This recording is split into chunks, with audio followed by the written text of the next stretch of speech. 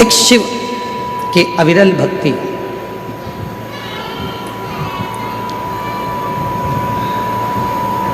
और भगवान देवादिदेव महादेव का जो भजन है, भगवान देवादिदेव महादेव का जो स्मरण है,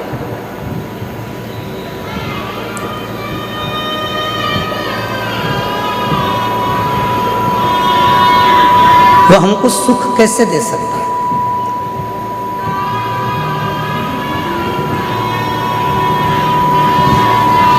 तैतीस कोटि देवता में केवल एक देवादिदेव महादेव हैं जो आपसे कभी कोई वस्तु की चाह नहीं रखते।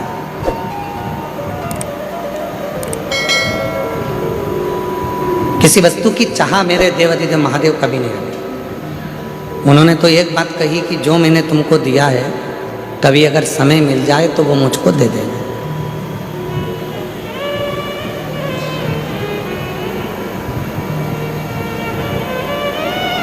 और भगवान देवादिदेव महादेव ने हमको क्या दिया? ये चित्त, ये मन, ये आत्मा। ए बाबू, आवाज बढ़ा उधर की।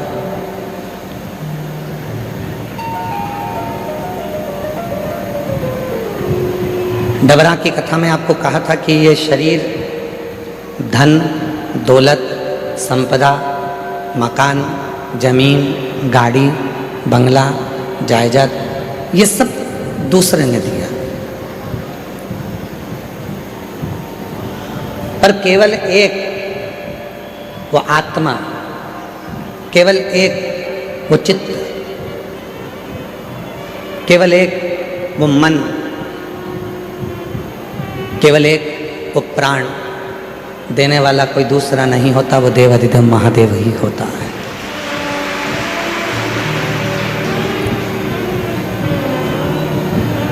आत्मा को लिंग कहा गया, जिसको हम लोग कहते हैं आत्मलिंग।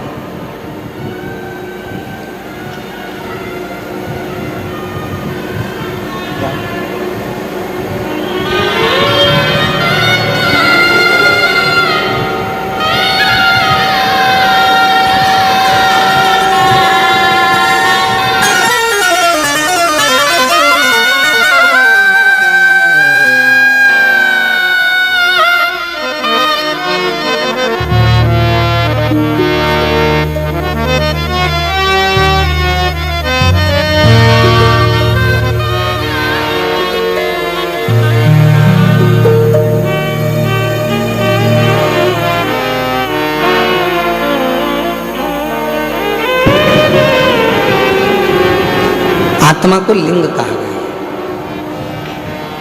जिसको हमारे यहाँ कहते हैं आत्मलिंग।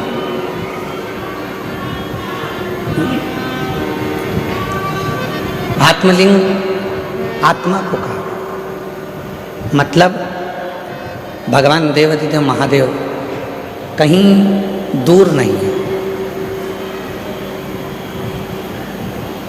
भगवान देवादिदेव महादेव कहीं दूर नहीं है।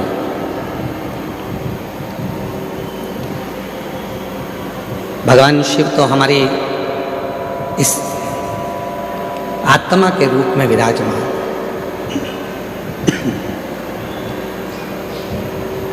भगवान शिव हमारी श्वासों के रूप में विराजमान। अब दुनिया के लोग क्या करते हैं? आज आप लोगों से एक ग्रीन शिवरात्रि के रूप में आप लोगों से कहा गया था कि एक एक वृक्ष लगाएं, और आप लोगों ने एक एक वृक्ष लगाया, एक एक वृक्ष आप लोग रोपित करें। क्यों कहा? हमारा और आपका शरीर रहेगा रहेगा जितने दिन है, पर हमारे और जाने के बाद भी यदि उस वृक्ष की पत्तियां बेलपत्र के रूप में शिव जी को चढ़ती रहेगी तो ये निश्चित है कि हम हैं और हमारे बाबा को हम कुछ रोज दे रहे हैं, ये प्रस्तुत होता रहे।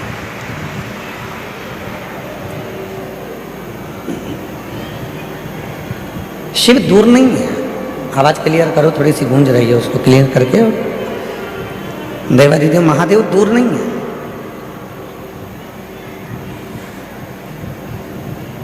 दुनिया के लोग भगवान शंकर को ढूंढने के लिए बहुत दूर दूर जाते हैं, पर शिव पुराण कहती है कहीं मत जाओ। शिव कथा कहती है आत्मा लिंग है, और उस आत्मलिंग को जिस दिन हमने जान लिया, हम कहते हैं कि भगवान के मंदिर में जाते हैं, जब शिव जी के मंदिर में जाते हैं, भगवान का भजन करने जाते हैं, दर्शन करने के लिए जाते हैं, जब भगवान के मंदिर में पहुंचते हैं, क्यों कहते हैं कि लोग कि गुरुजी एक लोटा जल और सारी समस्या का हल, ऐसे कैसे हो सकता?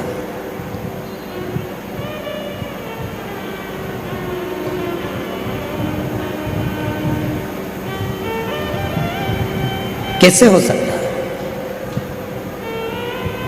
शिव महापुराण की कथा कहती है कि वो एक लोटा जल सारी समस्या का हल ऐसे होता है। घर से जब हम जल लेकर चलते हैं तो भगवान देवाधिदेव महादेव के पास में भरोसा लेकर जाते हैं, विश्वास लेकर जाते हैं।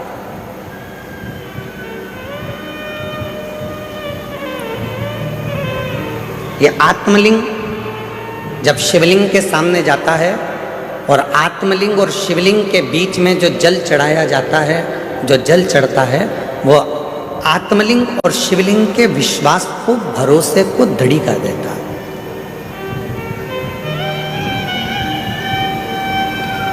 फिर दुनिया का ऐसा कोई काम नहीं रहता जो आप कर नहीं सकते।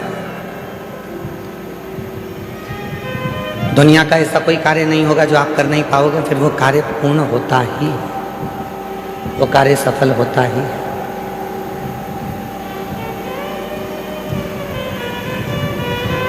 एक सुंदर चरित्र, उधर आवाज नहीं जा रही है भाई, आप आवाज खोल रहे हो परंतु वो गूंज रही है, उसको डीले कम करो क्योंकि वैसे ही वो हॉल है ना, तो गूंज रही है, और आवाज को क्लियर करो। और इधर साइड में आवाज नहीं जा रही, तुम्हारे लड़कों को भेजो उधर सुनने के लिए। उधर भी नहीं आ रही है क्या? उधर भी लड़कों को भेजिए। शिव कथा कह रही है, भगवान देवाधिदेव महादेव का चरित्र कह रहा है, भगवान शंकर की पवित्र कथा कह रही है। शिव को रामचरितमानस में विश्वास कहा, और जब व्यक्ति के जीवन में विश्वास प्रबल हो जाता है, भरोसा दृढ़ हो जाता है, तो उसका कार्य अपने आप सफल होना प्रारंभ हो जाता है। अपने आप वो कर्म भी करता है, मेहनत भी करता है, परिश्रम भी करता है, और शिव पर भरोसा कर कर आगे भी बढ़ता है। पर कभी कभी ऐसा योग भी बन जाता है कि हम मंदिर जाते जाते, भगवान का दर्शन करते करते, भगवान को एक लोटा जल चढ़ाते चढ़ाते, भजन करते करते, कभी कभी ऐसा भी समय आ जाता है कि हमारा मन, एक दिन ऐसा होता है कि अब मंदिर नहीं जाऊं तो अच्छा, बहुत दिन हो गए।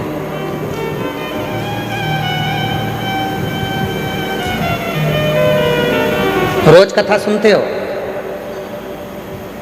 प्रतिदिन कथा को श्रवण करते हो, और कभी कभी मन ऐसा भी कर जाता है कि अब 2-4-8 दिन अभी जरा मैं अभी कथा नहीं सुनूंगी, अभी मैं सीरियल देखूंगी, नाटक देखूंगी।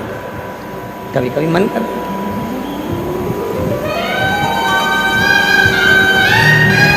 रोज ही तो सुनते हैं, प्रतिदिन तो श्रवण करते हैं। तो अब मैं कथा ना सुनकर मैं नाटक देखूंगी, सीरियल देखूंगी। आवाज गूंज रही है, खींच के बोलना पड़ रहा है, आवाज को क्लियर करो आवाज।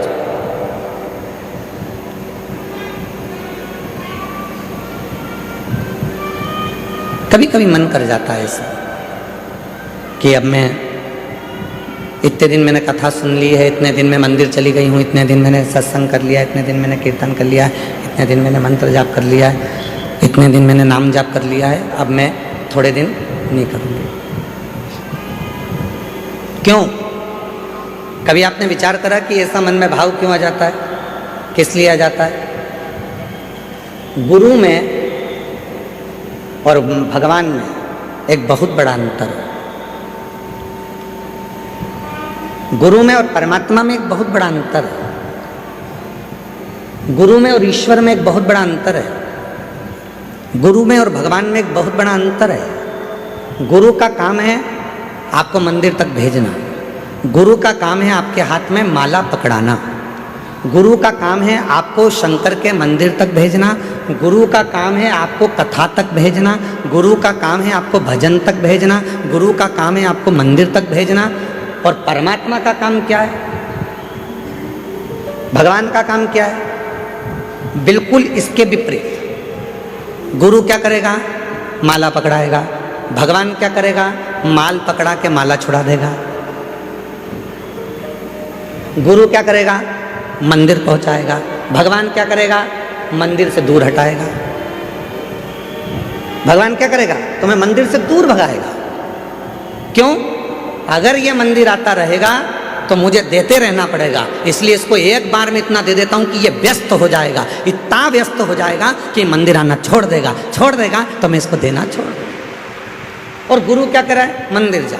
गुरु क्या कराए? एक लोटा जल चढ़ा। गुरु क्या कराए? माला पकड़। गुरु क्या कराए? कथा सुनो, रोज सुनो, 15 मिनट सुनो, 5 मिनट सुनो, 10 मिनट सुनो, 15 मिनट सुनो, 20 मिनट सुनो, पर प्रतिदिन कथा सुनो, ये गुरु कह रहा है। और भगवान क्या कर रहा है? इसको आज ऐसी फिल्म में उलझाऊंगा कि आज की कथा पूरी इसकी छुड़ा दूंगा। कथा छूटी वो कहते हैं ना, तू बोला मैं चला, विक्रम बेताल, कथा छुड़ा।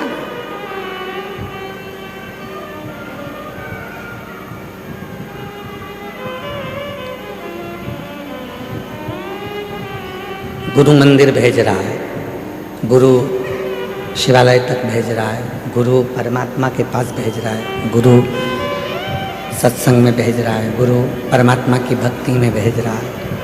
और परमात्मा मंदिर को छुड़ा रहे हैं, माला छुड़ा रहे हैं, सत्संग छुड़ा रहे हैं, भजन छुड़ा रहे हैं।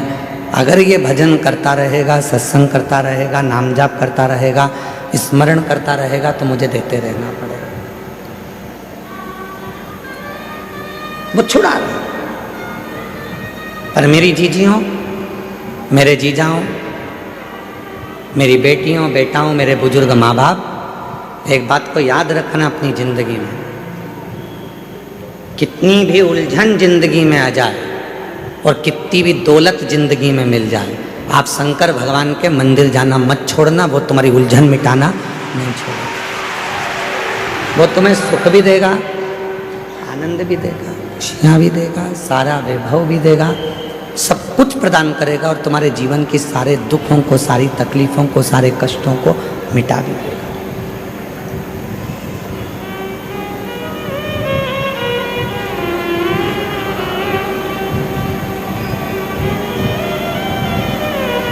दूसरे पर करा हुआ भरोसा टूट सकता है, पर परमात्मा पर करा हुआ भरोसा कभी नहीं टूटता, कभी।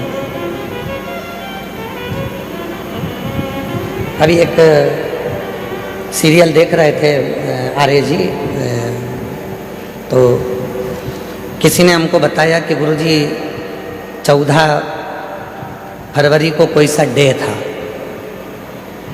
और तुम लोगों को ज़्यादा स्मरण में, हमको भी है पर हम बोलना नहीं चाह रहे।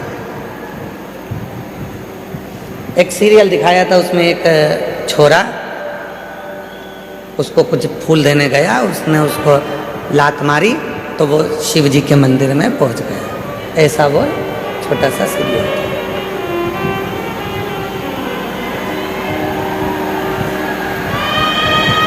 तुम्हारे लड़कों को भेजिए, उधर आवाज़ नहीं जा रही है, ये आवाज़ केवल यहीं यहीं गूंज रही है और इधर आसपास में कहीं नहीं आवाज़ गूंज के हमारे पास आ रही है, पर आवाज़ पब्लिक में नहीं जा रही है।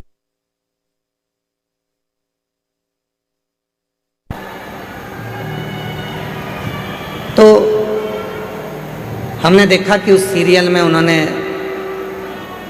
लात मारी और लात मारने के बाद वो व्यक्ति शिव मंदिर चले गए।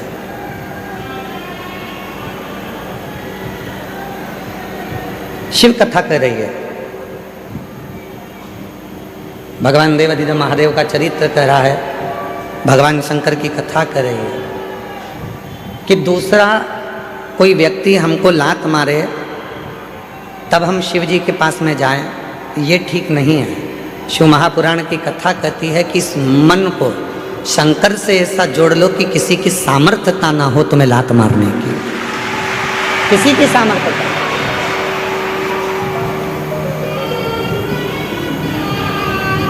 माननीय प्रधानमंत्री जी, भारत सरकार के नरेंद्र भाई मोदी जी ने कहा है कि आत्मनिर्भर भारत हो।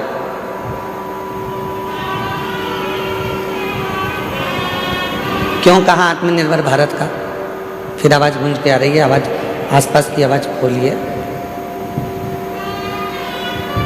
पता नहीं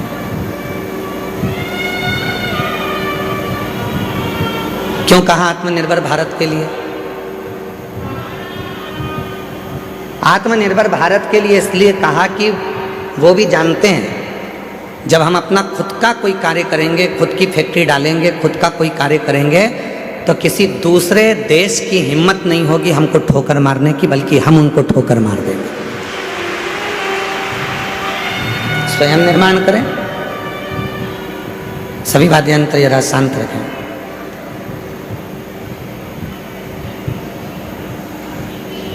स्वयं निर्माण करें।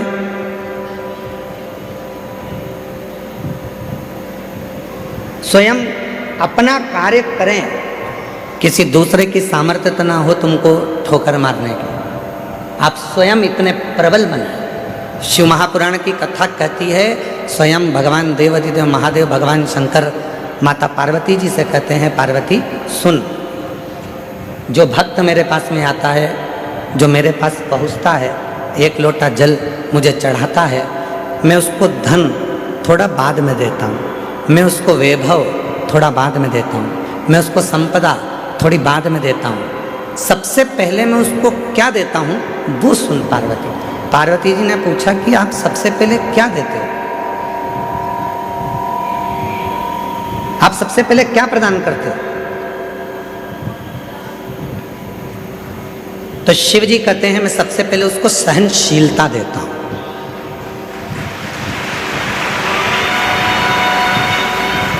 आज के जमाने में व्यक्ति के पास सहनशीलता नहीं है।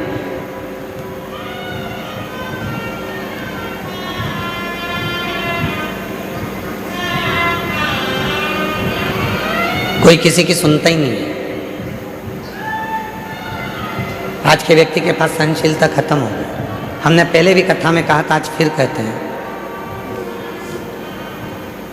पहले भी हम कथा में बोले थे, आज फिर कहते हैं। बहू कहती है मैं किसी की नहीं सुनूंगी, सास कहती है मैं किसी की नहीं सुनूंगी, बाप कहता है मैं किसी की नहीं सुनूंगा, बेटा कहता है मैं किसी की नहीं सुनूंगा, भाई कहता है मैं किसी की नहीं सुनूंगा, रिश्तेदार कहते हैं हम किसी की नहीं सुनेंगे। तो सुनेगा कौन? सियोर वाला महाराज सुनेगा कौन? मतलब सहनशीलता खत्म हो गई। सहनशीलता पूरी की पूरी चली गई, सहनशीलता समाप्त। आज सहनशीलता नहीं। शिव कथा कर रही है, भगवान शंकर का चरित्र कह रहा है, शिव महापुराण की कथा कर रही है। पार्वती जो मेरे पास में आता है, पार्वती जो मेरे पास पहुंचता है, पार्वती मैं उसको धन देता हूं पर दूंगा थोड़ा रुक कर, वैभव दूंगा थोड़ा रुक कर, संपदा दूंगा थोड़ा रुक कर, कुर्सी दूंगा थोड़ा रुक कर, प्रतिष्ठा दूंगा थोड़ा रुक कर, पर सबसे पहले मैं उसको देता हूं सहनशीलता। क्यों? क्योंकि जब व्यक्ति को मैं धन देता हूँ, व्यक्ति को जब मैं वैभव देता हूँ, व्यक्ति को जब मैं सत्ता देता हूँ, व्यक्ति को जब मैं संपदा देता हूँ, जब वो उन्नति की सीढ़ी पर चढ़ना प्रारंभ करता है, तब लोग उसको ताने देना प्रारंभ करते हैं। उस समय पर उसको सहनशीलता की जरूरत पड़ती है, सहन करने की जरूरत है। शंभु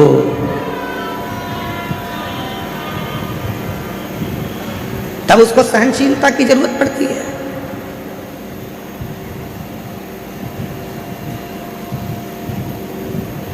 धन दे दिया मैंने और उससे सहन ही नहीं हुआ।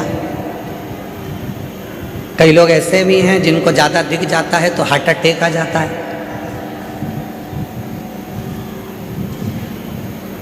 कई लोगों को हमने देखा मीडिया में भी और अन्य न्यूज़ चैनलों पर, कोई व्यक्ति एक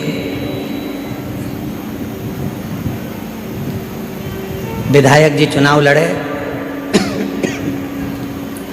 और चुनाव लड़े, जीत गए, इतनी खुशी हो गई, इतनी खुशी हो गई कि सीट पे बैठे बैठे ही निपट गए, सहन नहीं हो पाया। सहनशीलता ही नहीं रही।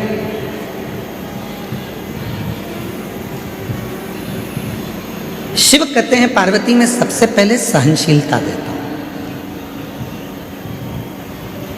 आप जब शिव जी के मंदिर जाना चालू करेंगे, भगवान शंकर के मंदिर में जाना चालू करेंगे, शिव जी को एक लोटा जल चढ़ाना प्रारंभ करेंगे तो शंकर भगवान सबसे पहले आपको सहनशीलता देंगे। तू मेरे मंदिर में आएगी, झाड़ू लगाएगी, पोछा लगाएगी, साफ करेगी, दुनिया के लोग तुझे ताना देंगे, आड़ा टेढ़ा कहेंगे, अपशब्द कहेंगे, तुझे सहन करना आना चाहिए।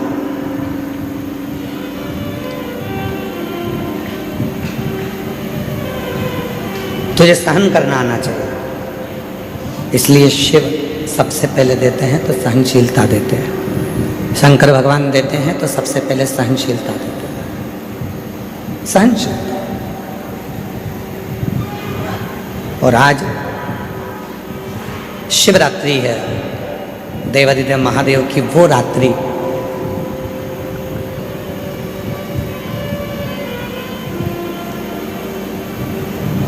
तमिल के 63 संत ऐसे हुए, 63 संत तमिल के ऐसे हुए हैं जिन्होंने इस शिवरात्रि पर भगवान शंकर का साक्षीकरण कर कर भगवान शिव का दर्शन पाया है। अब जब भारत की भूमि के मनुष्य के रूप में जन्मे हुए वो 63 संत, वो 63 साधु, वो 63 सन्यासी, वो 63 साधारण गृहस्थी जब भगवान शिव का दर्शन कर सकते हैं तो इस शिवरात्रि पर जब हम और आप भगवान शंकर की अविरल भक्ति को धारण करेंगे तो क्या शिव का दर्शन नहीं होगा? क्या भगवान शंकर का दर्शन नहीं होगा?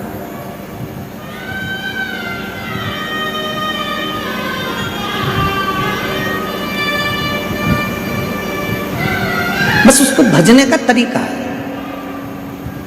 उसके स्मरण का तरीका है। कई लोग कहते हैं क्यों गुरुजी आप दिन भर बैठे बैठे अपनी कथा में बेलपत्री ऐसे चढ़ाना, बेलपत्री की नोक ये डंडी ऐसी रखना, दुर्वा ऐसे चढ़ाना, पानी ऐसे चढ़ाना, फूल ऐसे चढ़ाना, चावल का दाना ऐसे चढ़ाना, ये सब चीज़ें आप बताते रहते हो, सब चीज़ें आप बताते हो, तो क्या इसका फर्क पड़ता है कि बेलपत्री की डंडी इधर रखेंगे तो इसका फर्क पड़ेगा, दुर्वा को ऐसे रखेंगे अशोक सुंदरी पर तो इसका फर्क पड़ेगा, चावल का दाना ऐसे रखेंगे तो उसका फर्क पड़ेगा, लाल चावल का दाना चढ़ाओगे तो उसका ऐसा फर्क पड़ेगा, सफ़ेद चावल का दाना चढ़ाओगे तो उसका फर्क ऐसा पड़ेगा? क्या इसका फर्क पड़ता है? क्यों नहीं पड़ता? डॉक्टर भी तो दवाई देता है, डॉक्टर बोल देता है कि ये सारी दवाई ले जाओ, ये भी लेके जाओ, ये भी लेके जाओ, ये भी लेके जाओ, सब एक साथ खा जाना, एक साथ उसको खा लो। डॉक्टर भी कहता है ये वाली दवाई खाली पेट लेना, ये वाली दवाई नाश्ते के बाद लेना, ये दवाई भोजन करने के बाद लेना, ये दवाई रात्रि को सोने से पहले लेना, और सुनो अगर ज़्यादा तकलीफ हो तो ये वाली दवाई इस समय पर ले लेना। अगर तुम्हें लग रहा है कि शरीर में कष्ट है, तुम्हें लग रहा है शरीर ठीक नहीं है, तो ये वाली दवाई लेना और रात्रि को लेके और दूध से लेना और सो जा। अब डॉक्टर को क्या पड़ी कि वो तुम्हें बताए कि ये दवाई ऐसे लेना, ये दवाई वैसे लेना, इस दवाई को ऐसे लेना। जैसे दवाई लेने का तरीका होता है और अगर हम उस डॉक्टर के बताए अनुसार दवाई नहीं लेते तो हमारा शरीर में रोग ठीक नहीं होता है। तुम चाहे फिर पूरी दवाई एक साथ खा लो तो उससे रोग ठीक नहीं होगा। पर जैसा डॉक्टर ने कहा है, जैसा डॉक्टर ने बताया है, जैसा डॉक्टर ने कहा है कि समय समय पर ऐसे ऐसे लेना पड़ेगा तो उसका फल मिलेगा, उसका फल प्राप्त होगा। उसी तरह शिव महापुराण में भी वर्णन किया गया, भगवान शंकर की कथा में वर्णन किया गया कि बेलपत्री कैसे चढ़ाना है। शिवरात्रि पर बेर का महत्व कितना है, कितना महत्व। प्रकृति के देव अधिदेव महादेव को प्रकृति की ही वस्तुओं से रिझाया जा सकता है।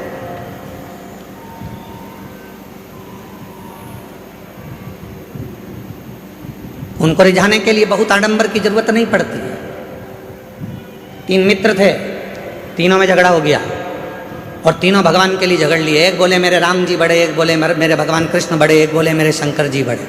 पर शिव महापुराण की कथा कहती है कि हमारे यहाँ देवताओं में भेद नहीं होना चाहिए, हमारे सारे देव एक है। किसी देवता के लिए ये नहीं कह सकते कि ये बड़ा है, ये छोटा है, ये बड़ा है, वो छोटा। ना ना ना, हमारे लिए सब बड़ा, सबकी सब। पर 3 दोस्त थे, लड़ लिए। अब विवेक नहीं होवे, बुद्धि ना होवे तो झगड़ा हो जावे। तो तीनों ने लड़ाई कर ली। तो तीनों ने विचार करा, देखो मेरे राम बड़े, वो बोला मेरे कृष्ण बड़े, वो बोला मेरा शिव बड़ा। तीनों में झगड़ा हुआ और तीनों देवता एक ही हैं। तीनों ने कहा चलो जंगल में चलते हैं, अपने अपने भगवान को बुलाते हैं, देखो सबसे पहले किसके आते हैं। गया, एक ने बुलाया, हे अयोध्या नरेश, हे मेरे अवध के राजा, हे मेरे राजा धीराजा, अवध नरेश, अयोध्या के राजा, मेरे राम जी जल्दी आइए, आपका दर्शन कराना है मेरे दोस्तों। राम जी नहीं आए। थोड़ी देर बाद वो भगवान कृष्ण का भक्त वो पुकारने लगा, हे द्वारकानाथ, हे ब्रज के राजा, हे द्वारकाधीश, जल्दी आइए, मेरे दोस्तों को दर्शन कराना। भगवान और थोड़ी देर बाद तीसरा नंबर का जो दोस्त था, उसने एक जमीन पे से कंकर उठाया, हाथ पे रखा, ओ भोला जल्दी आ जा, पार्वती बुला रही है। शंकर जी तुरंत प्रकट हो।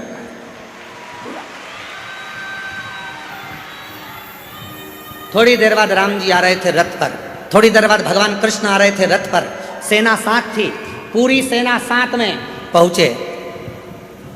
लड़के ने कहा राम जी से, प्रभु इतनी देर से आए?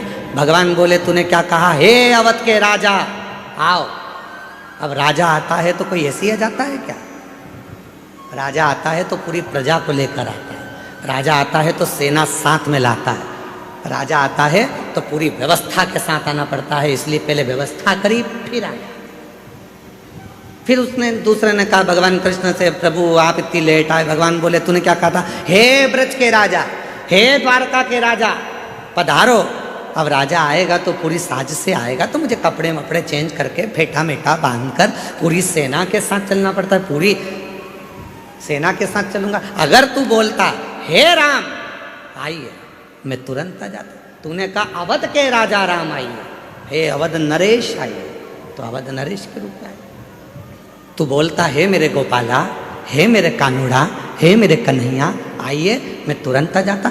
तूने कहा हे द्वारकाधीश, हे ब्रज के राजा आप आइए, तो मुझे राजा जैसा ठाट लेकर तो आना पड़ेगा,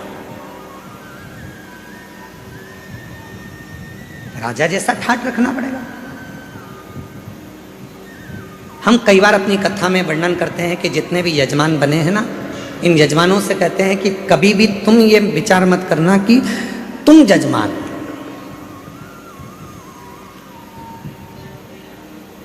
बुद्धि से निकाल दो कि तुम यजमान। तुमने ये सोच लिया कि मैं यजमान हूं, मेरे भोजन की व्यवस्था ऐसी करना चाहिए, मेरे रुकने की व्यवस्था ऐसी करना चाहिए, मेरे लिए गादी ऐसी लगाना चाहिए, मेरे लिए इस तरह का सोफा लगाओ, मेरे लिए ऐसी कुर्सी लगाओ। तुम्हें मालूम नहीं है मैं मुख्य यजमान हूं। मैं छोड़ दो कि तुम यजमान। यजमान बनाया किसने? उसने। बिठाया किसने? उसने। कृपा किसने करी? उसने।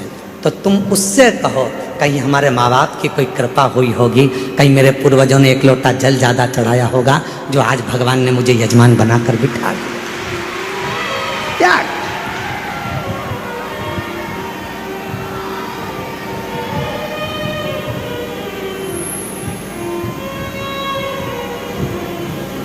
अरे जी रघुवंशी जी, यहाँ जितना भोजन चलता है, पीछे जो भंडारा चल रहा है जिसमें 1 से 1.25 लाख लोग रोज भोजन करते हैं प्रतिदिन।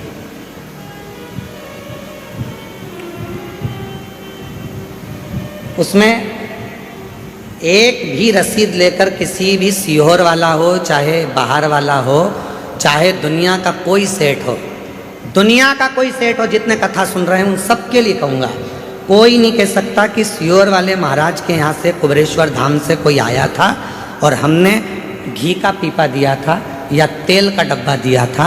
ये सारा की सारा भंडारा भोले बाबा चलाते हैं और भोलेनाथ के भक्त चलाते हैं।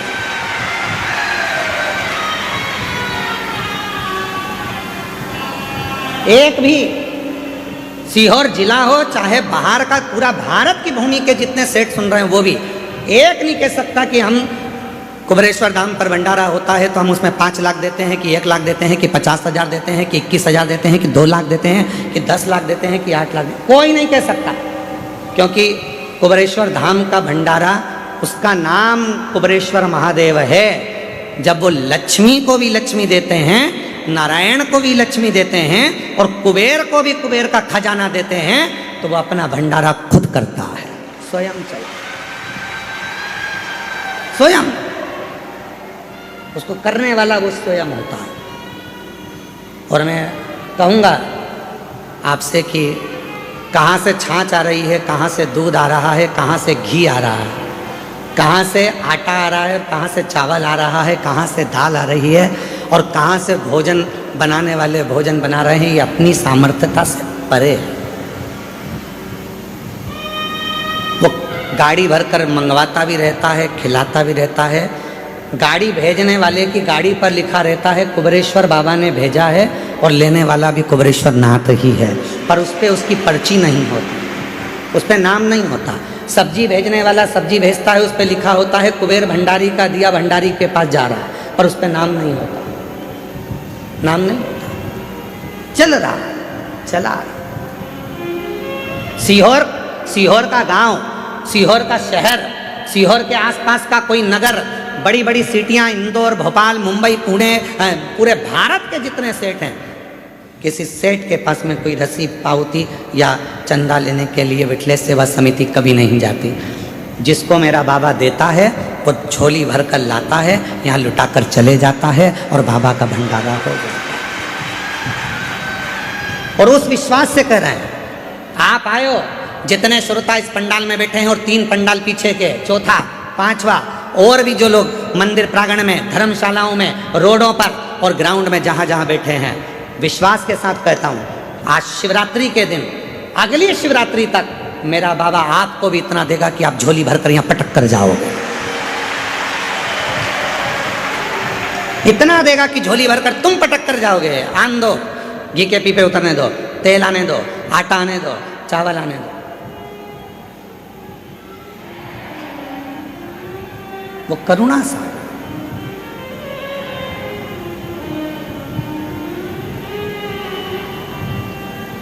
कैसे करता है, कैसे कराता है, वो जानता है। हमारे छोटे भाई विनय मिश्रा जी थोड़ा सा टेंशन ले लेते हैं कभी कभी। आपने बोला है कि व्यवस्था होना है और आप फोन पर बोल दिए कि कल प्रसाद में ये बनना है, होगी एकदम हलवाई की टांग टूट गई। हमारे जो हलवाई हैं देवघर गए थे तो देवघर में उनका टांग टूट गया, एक्सीडेंट हो गया था। कोई बाइक वाला उनको रात के समय, वो मंदिर जा रहे थे, ठोक के चले गए। पाँव अभी तक ठीक नहीं हुआ। सामान कैसे बनेगा, भंडारा कौन बनाएगा? हमने कहा उसका नाम भंडारी है, कुबेर भंडारी। भंडारा भी वही बनाएगा और खिलाएगा भी वही, चलाएगा। हलवाई आए, भाव सर जी कहने लगे गुरुजी पाँव का ऑपरेशन का बोला है। हमने कहा डॉक्टर से बोल दो कि कल ही ऑपरेशन कर दे। जाऊं मैं? हाँ। कहाँ करवाना है? तो कहा उज्जैन कराना है। तो मैंने कहा उज्जैन चले जा। हम बोले उज्जैन। शाम को प्रदोष की आरती कर कर आए थे। बेलपत्री हमारे विकास महाराज हमको दिए थे, हम रोज बेलपत्र खाते हैं बाबा की। तो वो बेलपत्र हम खा रहे थे, उसमें से एक बेलपत्ती का टुकड़ा उनको दे दिया कि एक टुकड़ा तुम खा लो, कल ऑपरेशन कराना है तो बाबा कृपा कर देगा। ऑपरेशन वाले डॉक्टर के पास गए तो उसने कहा ऑपरेशन की जरूरत नहीं, तुम्हारी हड्डी जुड़ गई है, काम करना चाहिए। आज भी वही हलवाई भावसर जी लंगड़ते लंगड़ते आज भी पूरी तरह से चलते चलते पूरा भोजन बना। 63 भगवान शंकर के शिव भक्तों में एक भक्त है सुंदर, जिसका नाम है सुंदर।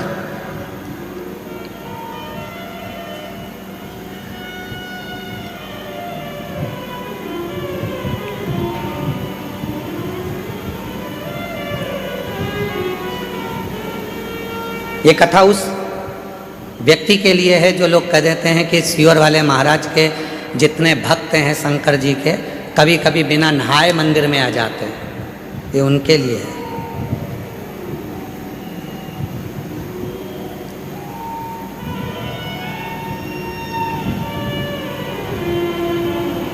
और जितनी बात बोली जा रही है सब पुराणोक्त है, पुराणों में से।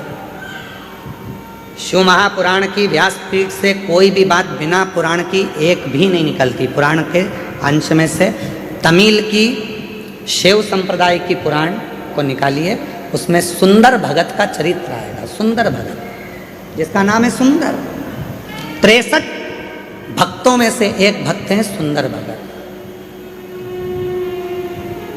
छोटे थे, बचपना था, 5 साल की उम्र थी।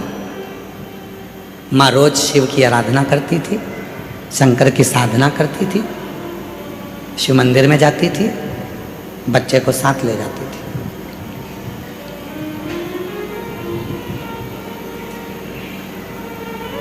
बच्चे को साथ ले जाती और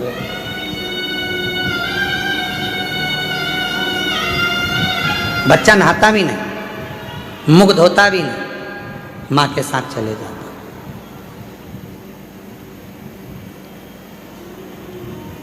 मंदिर में भगवान को एक लोटा जल चढ़ा देता माँ के साथ। 5 वर्ष की आयु है बच्चे की, सुंदर 5 साल का। माँ की शिव भक्ति प्रबल है। हम क्यों कहते हैं कि अपने बच्चों को शिवालय तक भेजो? जिस घर के बच्चे शंकर जी के मंदिर की सीढ़ी चढ़ना चालू हो जाते हैं, उस घर के बुढ़े कभी वृद्धाश्रम की सीढ़ी नहीं चढ़ते हैं। नहीं चढ़ेंगे, क्योंकि उनके अंदर संस्कार उत्पन्न होता चले जाता है, दया आती चली जाती है, श्रद्धा आती चली जाती है, विश्वास बढ़ता चले जाता है, भाव बढ़ता चले जाता है। भाव बढ़ता।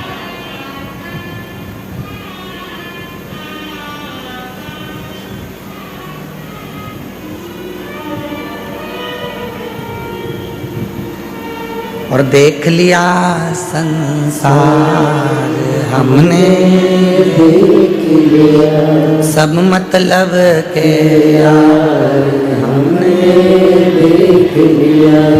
जब दुनिया साथ छोड़ती है तब देवादिदेव महादेव साथ। एक बच्ची का एक पत्र है,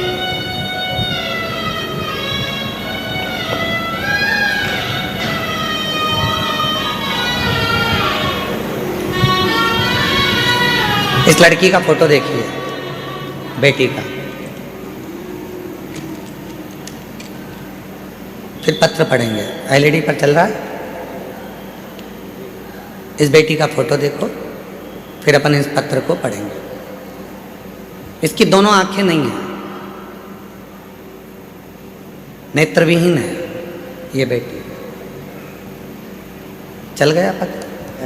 कल एक यहाँ सामने भी टीवी लगाओ तो दिखा, थोड़ा सा मालूम पड़े तो ठीक है।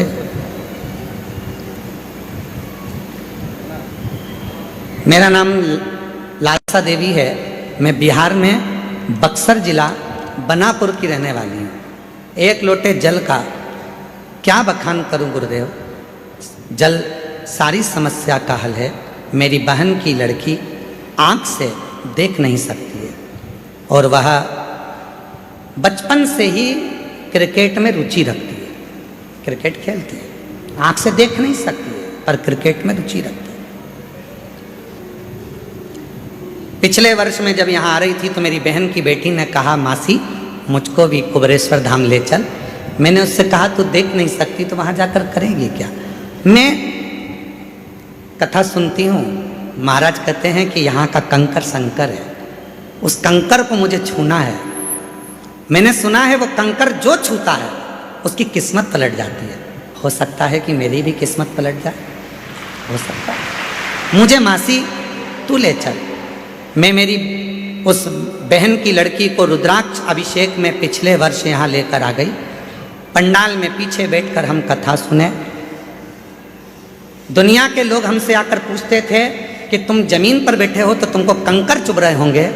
हम जितने भी मीडिया वाले आते थे उनसे एक ही बात कहते थे कि यह कंकर नहीं है, मेरे पिता की गोद है जिसमें बैठकर मैं कथा सुन रहा हूँ। और यही कंकर के लिए तो मैं यहाँ आई हूँ।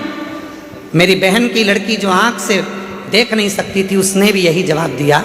और आज मेरी बहन की बेटी एक कंकर लेकर चली गई और बाबा की ऐसी कृपा हुई कि उसका इंडिया टीम में सिलेक्शन हो गया।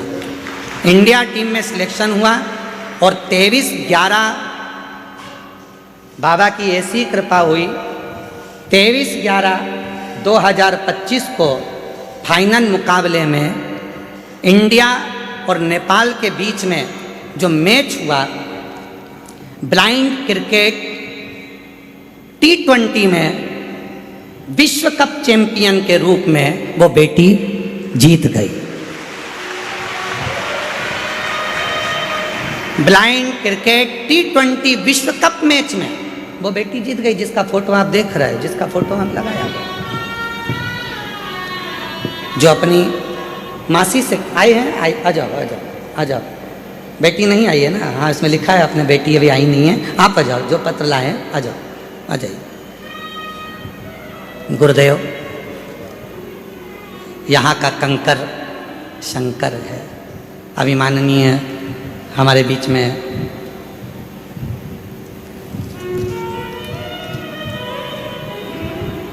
डॉक्टर उमाशंकर जी पांडे जी जल योद्धा के रूप में जो यहाँ विराजमान है, वो बता रहे थे कि शिव कंकर है। आर्य जी ने ये बात कही कि शंकर को कंकर के रूप में जाना जाता है और कंकर ही शंकर है।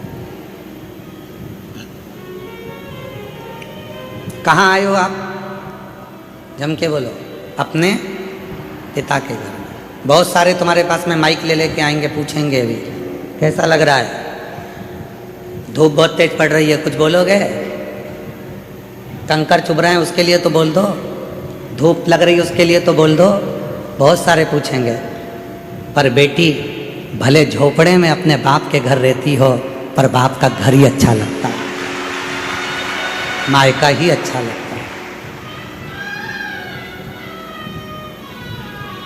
पूछेंगे लोग, आएंगे। कोई तकलीफ हो रही होगी तुमको, बोलो ना, तकलीफ बोलो।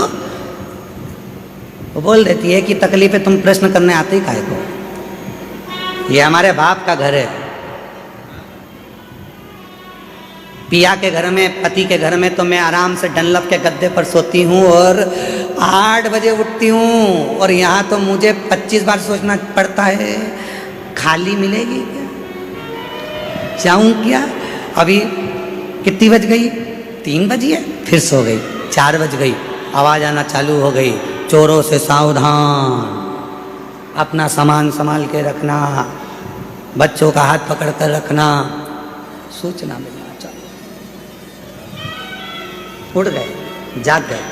पिता का घर है ना, समय की कोई गणना नहीं। स्मरण किया। एक पत्र और देखिए, बड़ा बड़ा सुंदर है ये पत्र, तो सुंदर है। एक पत्र देखिए। मेरा नाम प्रीति सिंह, मैं बिहार राज्य के मधेपुरा राज्य की रहने वाली हूँ। पिछले साल कुबेरेश्वर धाम पर रुद्राक्ष के लिए बाबा का रुद्राक्ष महोत्सव करने के लिए आई थी। हम जानते हैं यहाँ पर बाबा का रुद्राक्ष उत्सव में नहीं मिलता, फिर भी हम रुद्राक्ष महोत्सव में कंकर शंकर के लिए आए थे। यहाँ की भूमि पर कंकर पर बैठकर भी जो कथा सुनी जाती है, उसमें शंकर का प्रतिबिंब पिता की गोद मानी जाती है। हमने कथा सुनी।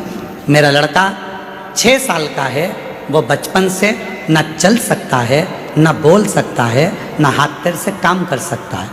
हम बेटे को लेकर आए थे, बेटे को सुलाकर कथा सुनवाई थी। बाबा की कृपा से यहाँ की मिट्टी रोज मेरे लड़के को लगाती थी। डॉक्टर ने विकलांग का सर्टिफिकेट दे दिया था। आज छाती ठोक कर कहती हूँ, अब मेरा बेटा चलता भी है, मंदिर जाता भी है, बोलता भी है और बाबा का भजन भी करता है।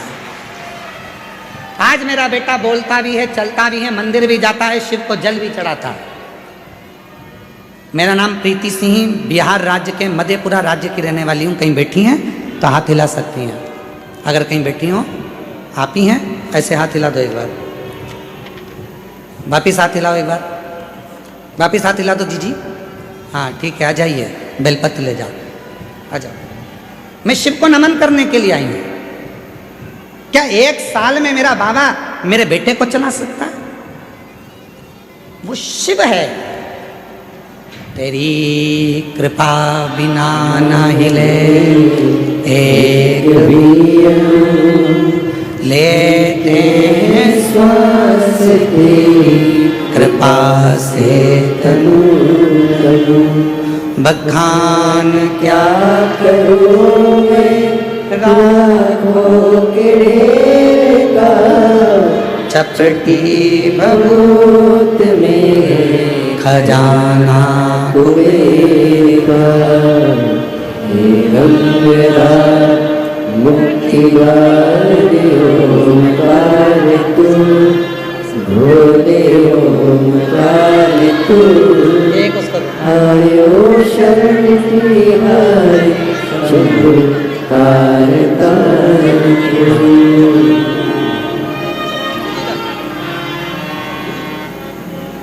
क्या देगा, कब देगा, कैसे देगा, ये उसके ऊपर निर्भर करता है। सियोर वाले महाराज के पास में ना भभूति है, ना बेल है, ना कुछ है, ना कुछ है। उसके पास में तो कुछ भी नहीं है। हमारे पास में तो केवल एक चीज है, श्री शिवाय। एक लोटा जल घर पे शिव को चढ़ाओ, मंदिर जाओ, कुबेरेश्वर धाम पर आओ तो कंकर शंकर की भूमि पर कहीं पर भी बैठकर 5 कंकर उठाकर उसकी आराधना, साधना, उससे प्रार्थना दिल से कर लो, वो तुम्हें दिल से देकर भेज दे। दिल से वो दे देगा। और जब मन से यदि कोई कहा जाए, प्रार्थना करी जाए तो वो देता है। विश्वास, भरोसा, भरोसा।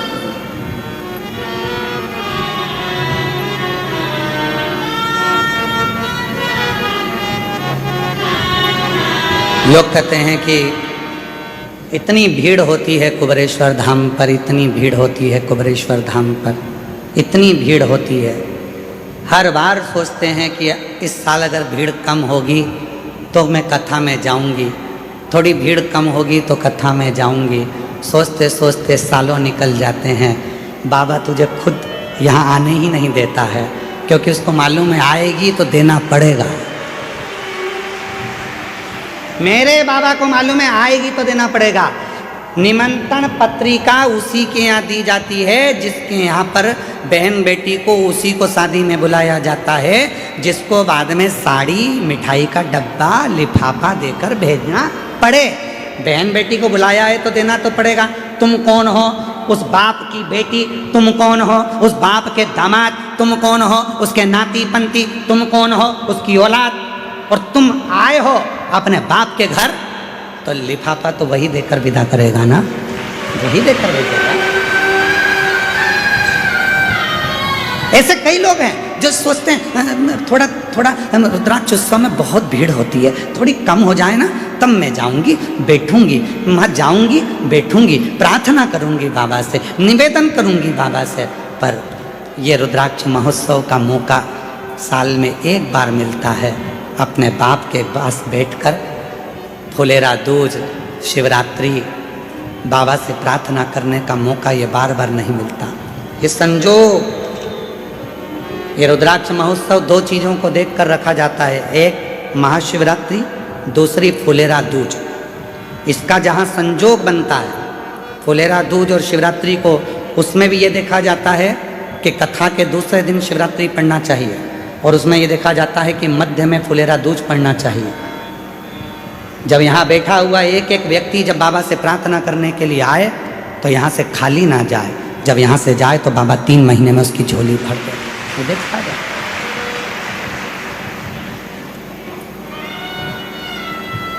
होती है।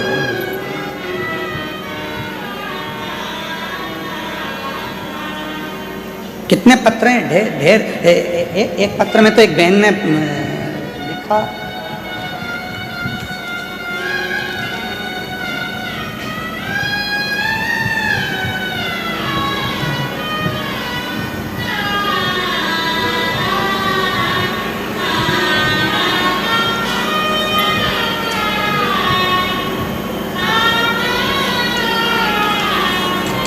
दिग्विजय सिंह, गांव जालीनेर, जिला रतलाम, मध्य प्रदेश से हैं।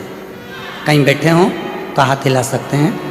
दिग्विजय सिंह, गांव जालीनेर, जिला रतलाम, मध्य प्रदेश का निवासी हूँ। कहीं बैठे हों तो हाथ हिला सकते हैं और बेलपत्र लेने के लिए आ सकते हैं। कहीं बैठे हैं तो हाथ हिला सकते हैं। मेरी बेटी वंशिका जो 13 वर्ष की है, वह बचपन से विकलांग थी। शब्द देखिए, बचपन से विकलांग थी। टीवी पर कथा में आप पत्र पढ़ सकते हैं। गुरुदेव, मैंने उदयपुर, अहमदाबाद, इंदौर के आसपास बहुत से अस्पताल में दिखाया, लेकिन कहीं से कुछ फर्क नहीं पड़ा। फिर मैंने शिव महापुराण जो भाटापारा की 3 दिवसीय एवं सिंगरौली की 4 दिवसीय कथा मैंने अपनी बेटी को टीवी के माध्यम से सुनाई और शिव उपासना की। तभी मेरी बेटी के हाव भाव में फर्क दिखने लगा और फिर मैं उसको लेकर बाबा कुबरेश्वर धाम आ गई। वहाँ रुद्राक्ष महोत्सव था। रुद्राक्ष महोत्सव में अपनी बेटी को लाकर कथा श्रवण कराई। बाबा, ऐसी बाबा ने कृपा कर दी, बेटी को यहाँ का मिट्टी और बाबा का भाव से नमन करवाया, कथा श्रवण कराई। और आज बाबा को मैं धन्यवाद देने के लिए आई हूँ कि मेरी बेटी का शरीर, जो कि 13 साल की बेटी थी, वो काम नहीं करती थी, विकलांग थी, आज मेरी बेटी का शरीर, हमने यहाँ का बाबा का रुद्राक्ष बाद में ले जा कर दिया। टीवी पर कथा सुनाना प्रारंभ करी। मंदसौर के पंडाल में भी उसको कथा सुनाई और आज ऐसी कृपा बाबा ने कर दी, आज उसने चलना फिरना चालू कर दिया और बाबा की कृपा से उसकी आवाज़ भी वापस आ गई। ये शिव है जो 13 साल तक न चली है, 13 साल से विकलांग है, ना हाथ चलता है, ना पांव चलता है, ना शरीर चलता है, और वो पड़ी है।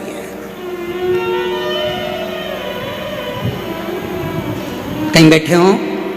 मेरा नाम दिग्विजय सिंह, गांव जालीनेर, जिला रतलाम, मध्य प्रदेश का निवासी हूँ। गुरुदेव, एक लाइन देखिए कितनी सुंदर लिखी है। गुरुदेव, आज वह खुद चलकर शिव मंदिर जाती है और शिव जी को जल अर्पित करती है। गुरुदेव, मैं और मेरी बेटी आज पंडाल में ही कथा सुनने के लिए आए हैं। कहीं बैठे हों तो आ सकते हैं। श्री दिग्विजय सिंह, गांव जालीनेर, जिला रतलाम, मध्य प्रदेश से हैं। आ जाओ, आ जाओ।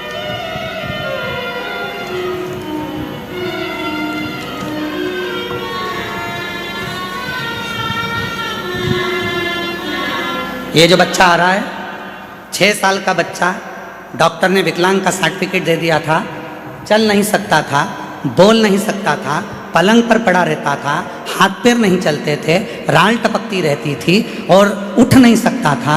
उसको माँ गोदी में लेकर आई थी, आज वो चलकर आया है कुबरेश्वर धाम पर। जोरदार गर्जना होना चाहिए तालियों की। आओ। मेरा कोई तो हमदर्द है जिसे हर दर्द कहता है। मेरा तू ही तो हमदर्द है जिसे हर दर्द कहता हूँ। दुनिया के आगे प्रभु चुपचाप मेरा, दुनिया के आगे प्रभु चुपचाप में रहता हो। एक बार जोरदार ताली बजाओ इस बच्चे के लिए। जिसे शंभो, जिसके हाथ काम नहीं करते थे, पाँव काम नहीं करता था, 6 साल तक पलंग पे से उठा नहीं है, आज उसके चलने की खुशी बता रही है कि बाबा ने उसको चला दिया। शिव।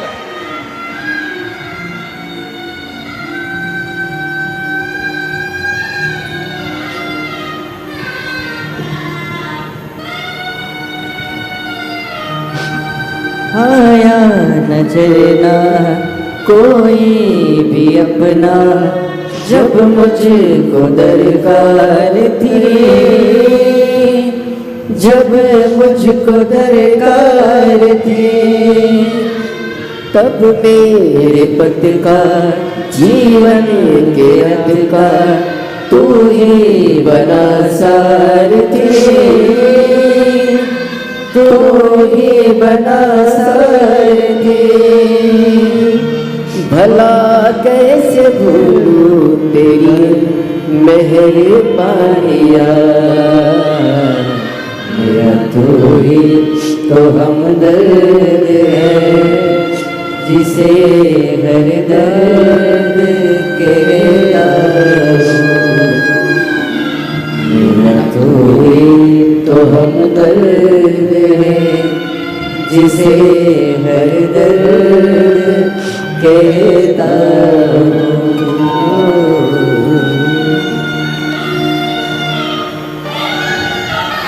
कैसे देगा, कब देगा? कुबरेश्वर धाम विश्वास का धाम है। बहुत विश्वास चाहिए। जब विश्वास हो जाता है तो यहाँ का कंकर संकर बनकर उसका दुख काट देता है। विश्वास है, केवल विश्वास है, केवल विश्वास। वो माँ कह रही है मेरा बेटा 6 साल तक पलंग पर से उठा नहीं है, गंदगी पलंग पर करता था, गोदी में लेकर बॉडी की तरह चलती थी, आज चल रहा। उसी की उदारता है, उसी की उदारता। किसकी सामर्थ्यता होगी? कौन करेगा? और मेरी जीजियों, मेरे जीजाओं, कोई धाम ऐसा नहीं होगा जहां से तुम्हारा रिश्ता होगा। यह धाम तुम्हारे बाप का घर है, तुम्हारे पिता का घर है। बाप अपनी बेटी को कभी दुखी नहीं देख सकता, इसलिए तुम्हें खुशियां देकर भेजता है, खुशियां देकर। ये उसका घर है, वो खुशियां देकर भेजता है। दुनिया के सारे धाम घूम कर आना और एक बार कुबरेश्वर धाम आना, यहाँ की धरा पर बैठकर श्री शिवाय नमस्तुभ्यम कहकर उसको अपना दुखड़ा कहना।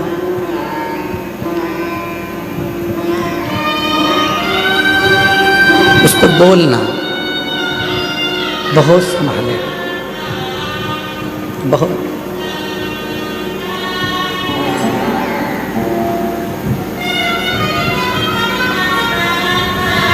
शिव कह रहे हैं, शंकर भगवान की कथा कह रही है पार्वती, जो मेरे पास आता है सबसे पहले मैं उसको सहनशीलता देता हूँ।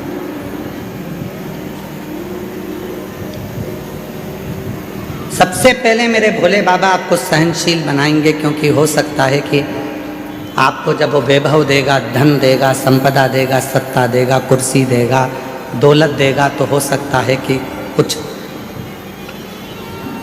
तुम्हारी जिंदगी में तुम सहन ना कर पाओ। वो सहनशीलता देता है, और जिस दिन तुम्हारे जीवन में सहनशीलता आ जाती है, फिर वो तुमको सब कुछ देना प्रारंभ कर देता है, सब कुछ देगा।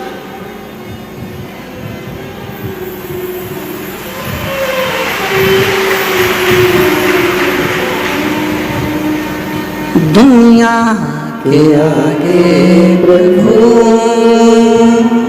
चुपचाप में रहता, दुनिया के आगे प्रभु चुपचाप में रहता हूँ। मेरा तू ही तो हमदर्द है, जिससे हर दर्द कहता हूँ। मेरा तू ही तो हमदर्द है, जिससे हर दर्द कहता हूँ। देगा, सहनशीलता के साथ में सब कुछ देगा।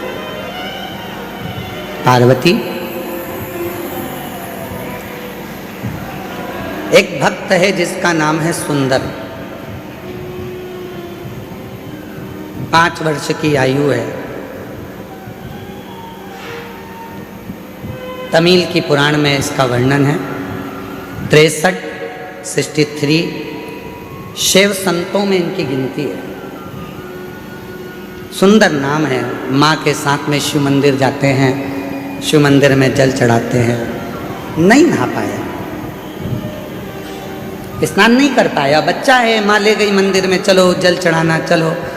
बच्चा पहुंच गया माँ के साथ में जल चढ़ाने के लिए शिवालय में, शंकर के मंदिर में जल चढ़ा।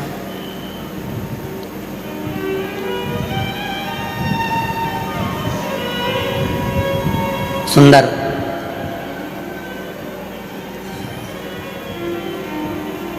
नियम बन गया उसका कि मेरे को मंदिर जाना है, मुझे मंदिर जाना है, नियम बन गया। माँ अब सुंदर को लेकर मंदिर जाती नहीं, अब सुंदर माँ को लेकर मंदिर जाता। सुंदर माँ को लेकर मंदिर जाता।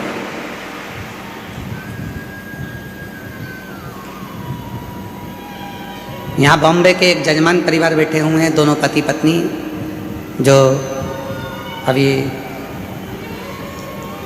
कथा के रात्रि को जब हम आए थे डबरा से, तब वो मिलने के लिए कक्ष में भी आए थे। और कुबरेश्वर बाबा के शिवलिंग आदि के लिए उनका वर्णन। कहाँ बैठे हैं दोनों? खड़े हो तो खड़े हो जाओ दोनों। ये दोनों ऐसे यजमान हैं कि इनके बेटा मुंबई में जॉब करता है और बेटा कहकर भेजता है, मम्मा तुम सीवर वाले बाबा की कथा में यजमान नहीं बनी इस बार, चलो जाओ। 3 साल से लगातार ऐसा कोई तीर्थ नहीं छोड़ रहा बेटा और माँ बाप को, और खुद भी आता है 1 दिन के लिए, फ्लाइट से आता है, रुकता है और कथा श्रवण कर कर चला गया। मैं धन्यवाद देता हूँ आपके पुत्र को भी, बहुओं को भी, बच्चों को भी। बैठिए साथ। बचपन में माँ बाप अपने बच्चों को मंदिर तक लेकर जाते हैं। बचपन में माँ बाप अपने बच्चों की परवरिश करते हैं, उसको पालते हैं, रखते हैं, संभालते हैं, सारा विद्या, शिक्षा, चिकित्सा सब देते हैं। एक दिन बच्चों के मन में भी वो भाव आना चाहिए कि मेरी माँ का मन है, मेरी माँ का मन है। एक बार उसे कुबरेश्वर धाम जाना है, मेरी माँ का मन है, उसे कुबरेश्वर धाम जाना है। और जिस दिन बेटा अपनी माँ से कह दे, माँ चल मैं तेरी फ्लाइट कराता हूँ, मैं तेरी टिकट कराता हूँ, मैं तेरी ट्रेन कराता हूँ, मैं तेरे लिए गाड़ी कर कर, हम हमेशा यहाँ वहाँ जाते हैं, अब की बार चल तेरे बाबा कुबेर भंडारी के दरवाजे पर, तेरे गुरु के पास में, जिसकी कथा तो निरंतर श्रवण करती है, उस कुबेरेश्वर बाबा के दरवाजे पर तुझे लेकर चलता हूँ। माँ की सबसे बड़ी गिफ्ट, आज के ज़माने की माता की सबसे बड़ी गिफ्ट, पूरे भारत की जितनी माँ हैं उनको गिफ्ट में अगर कुछ चाहिए तो वो बोल नहीं सकती, पर ईमानदारी से कहता हूँ पूरे विश्व की माँ अगर गिफ्ट में चाहती है तो एक बार कुबरेश्वर धाम आना चाहती है। एक बार मुझे मेरे बाबा के यहाँ ले चल, एक बार मुझे कुबेर भंडारी के दरवाजे पर ले चल, उसकी धरा पर मुझे लेटना है, उसकी धरा पर मुझे सोना है, उसकी धरा की मिट्टी को मुझे अपने शरीर पर लगाना है, जो 12 ज्योतिर्लिंग का बीच में है, उसकी धरा पर मैं चली जाऊंगी तो मुझ में 12 ज्योतिर्लिंग के बल अपने आप आ जाएगा। हर माँ, हर बेटी, हर स्त्री, हर पुरुष यही चाहता जाए।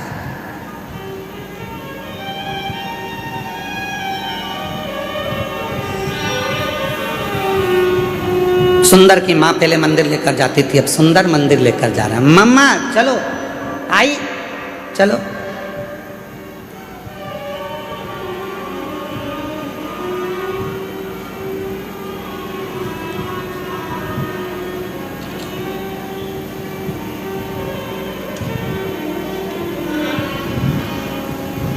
और चले, धीरे धीरे धीरे धीरे सुंदर बड़े हो गए। मंदिर जाते, घर में कोई काम काज करने वाला नहीं था तो सुंदर ही काम करता।